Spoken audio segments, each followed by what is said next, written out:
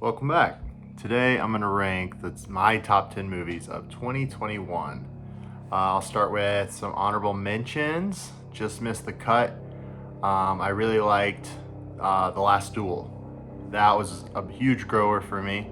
I rewatched it on a plane this year and loved it. And then I rented it from Redbox and watched it at home again and loved it even more. When I first saw it in theater, I not sure what I was expecting, but it wasn't that. And after watching it at home, sitting with it a while, Last Duel really grew on me. Love it. So glad Ridley's still making movies. Bergman Island, barely missed the cut. Mia Hansen's loves kind of complicated romance drama story. Um, Such an interesting story structure, interesting approach to telling the story. Um, and Vicky Crepes and Tim Roth with the lead. A really unique movie, and I'm glad it was made. I think we need more movies like Bergman Island, maybe. That's how they would say it. The Summit of the Gods is like a mountain climbing anime movie.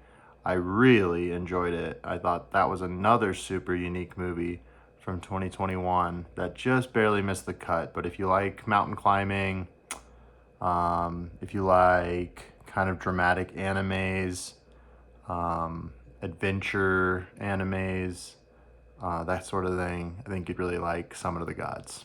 All right, let's see. Getting into the top 10. Let's start with Dune at number 10. Super excited for Dune 2, hopefully coming out later this year and not getting pushed back as the rumors have hinted at. Just the world building for Dune was awesome.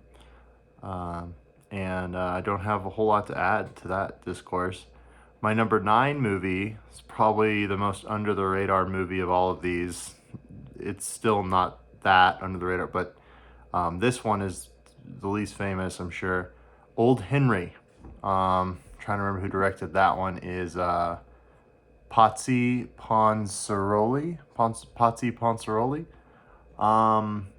It has Tim Blake Nelson playing an old gunslinger. We don't know. Maybe he's Billy the Kid. Maybe he's not. We don't know. But super cool, like folk tale-y, big fish kind of feeling story at times, and I loved it. I'm so glad it exists. Modern westerns, I'm a huge proponent for that. I love the western genre, and I wish more people would take a shot at making a modern western. And I'm glad Pazzi Ponsarelli did, because Old Henry is a super fun, dramatic, satisfying payoff, good action, nice slow build with good action pieces to keep your attention, good father-son dynamic, good frontier family dynamic. Moving on to number 8, Licorice Pizza, Paul Thomas Anderson's movie about early 70s in LA. PTA makes a movie and I want to see it as soon as possible. I don't have much to add to this discourse. Love how PTA creates an atmosphere. The wide lens looks great. The cast looks of that era. They don't look like Margot Robbie being shoved into that time period. Not that would be. I just mean they're not all glossy. They're not all like the hottest young actors. They feel like real people. Their speech feels like original thought coming from their brains to their mouths. Which was made it so much more immersive. So at number 8 is Licorice Pizza. Number 7, No Time to Die. Daniel Craig's last entry as Bond. Really satisfied with how that all got wrapped up. It does have a little bit of that Spectre-izing, where they made things kind of a little too glossy. You know, maybe a little too technology based at times, but they picked an angle and they went through with it and they committed to it, and it actually felt organic enough for me. And I feel like the movie gets off to a great start, ties up some loose ends in the beginning, kind of does some housekeeping, and then gets into the story, and seeing Bond play a father, basically, like a Taken story where it's a father trying to get back his daughter almost. Um, it worked for me, and I love Craig as Bond, and I'm glad they made this movie. So at number 7, we have No Time to Die. Number 6, Power of the Dog.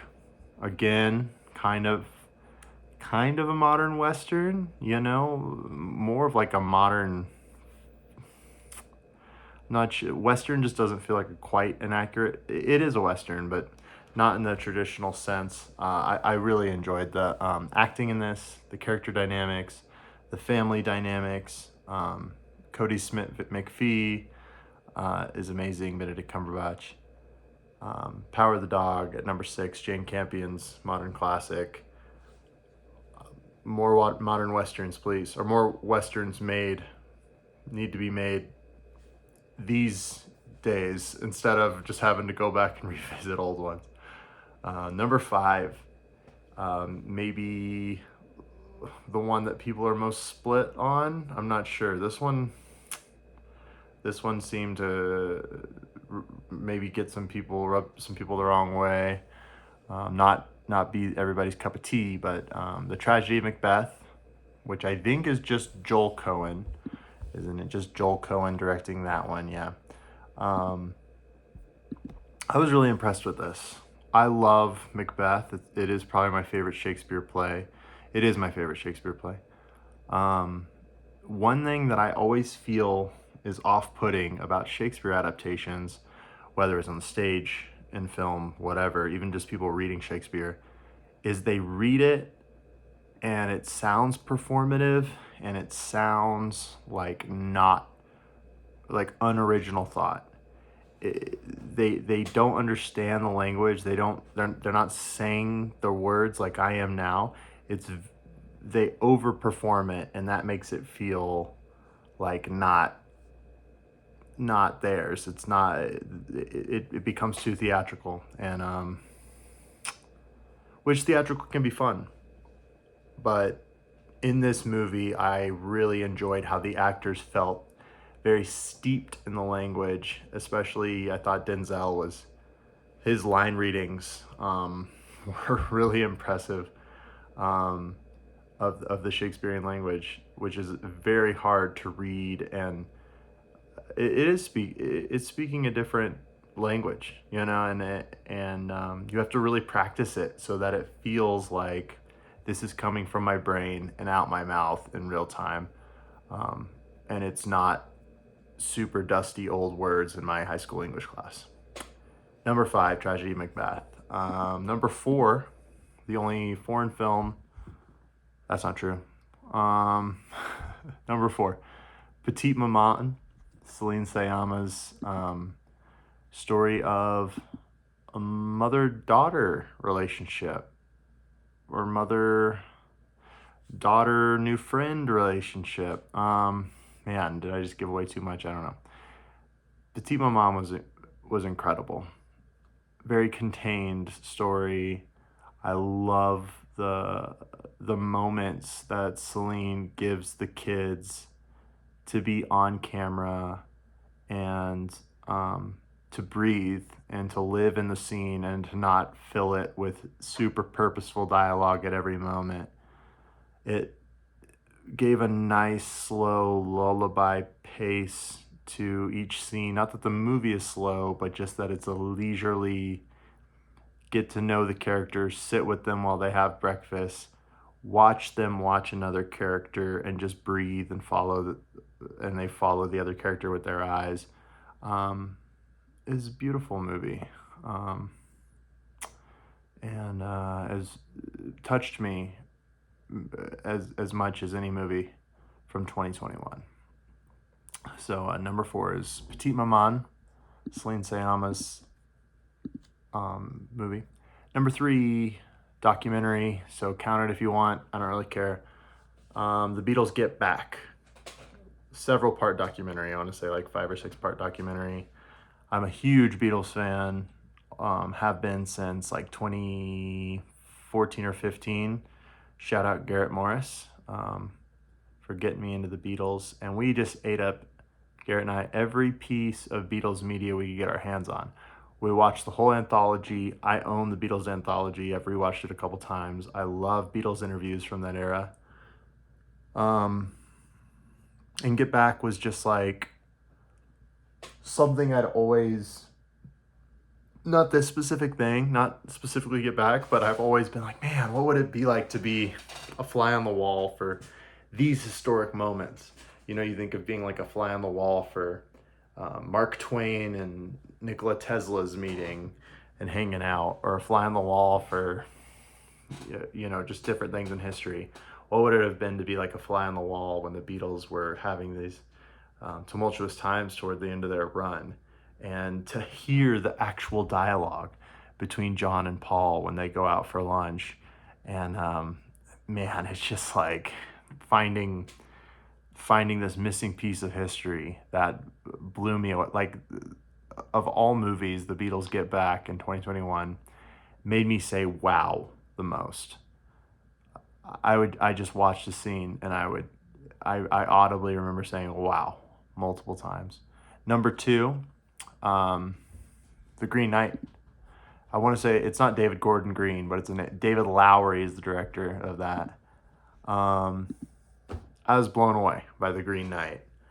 When I first saw it, I think I wanted it to be more traditional, more sword and sandal-y feel, just more like I don't know, The Gladiator or something. I don't know what I wanted from it, but when I first watched it, I liked a lot of parts of it, but I still left the theater being like, what did I just watch? Like, did it satisfy me? Did I like that structure? What did the ending mean? And that confusion wasn't initially like exactly what I wanted from that movie. And then after revisiting it a couple times and now I own it, The Green Knight is just beautifully portrayed. And you can, if you do yourself a favor, if you're into this kind of thing, ancient folklore, Arthurian legend, folk tales, that sort of thing, go to YouTube and look up different video essays on The Green Knight, and there are literal hours of content, people breaking down different parts of this film, the entire film, and it is really a pleasure. From the opening scene with the house burning, the opening scene over the first credits where it's like, why are they showing us this like random couple and the house burning? And so many of those things make total sense when they break them down, and then so many other things are just up to interpretation, and I love it, and it takes me away to a different world that I want to be in, and that scares me a little bit, and I love that feeling. The different vignettes within The Green Knight, at first, when I first watched them, I was confused what they did for the story, and now I just accept it and I embrace the weird structure, and I embrace the chaos of it. And maybe that's what The Green Knight was trying to teach Gawain to do, was accept that life is chaos and you can't control it. And that's what this movie is, chaotic, and there is no satisfying ending, or maybe there is. And then my number 1 movie of the year is Worst Person in the World, directed by Joachim Trier. I'm not sure how to pronounce that. And this movie pretty well sat me flat down when I first watched it, and it felt really poignant, and it felt really prescient to what I was dealing with when I watched it. And I feel like the worst person in the world sometimes, and then you zoom out and you're like, well, you're just one person doing your best, and so what you change your mind on a couple things. And yes, when you change your mind, it does affect other people sometimes, and that can be the worst part, is how it affects other people. Because you have to deal with your own decisions, but sometimes other people have to deal with your decisions, and it doesn't feel very just. But the worst person in the world, it's okay to try love. It's okay to love and give it your best shot and be honest about it and eventually change your mind. It is okay.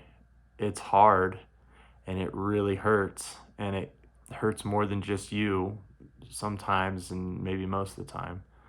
Um, but I think the most important thing is to be honest to yourself, because loving yourself is the most important love and the only love you can guarantee that you have your whole life. I guess unless you have, children or something. But the movie touches on really poignant stuff and stuff that I was dealing with when I first saw it, stuff I'm still dealing with now about love and that sort of thing. So anyway, that was my top 10 of 2021. I'll recap real quick. Number 10, Dune. Number 9, Old Henry. Number 8, Licorice Pizza. Number 7, No Time to Die. Number 6, Power of the Dog. Number 5, Tragedy of Macbeth. Number 4, Petite Maman. Number 3, The Beatles Get Back. Number 2, Green Knight. Number 1, The Worst Person in the World. Thanks for watching this video if you did, and I'll do more lists, more top 10s, maybe a movie review or two. We'll see what comes. Thank you for watching.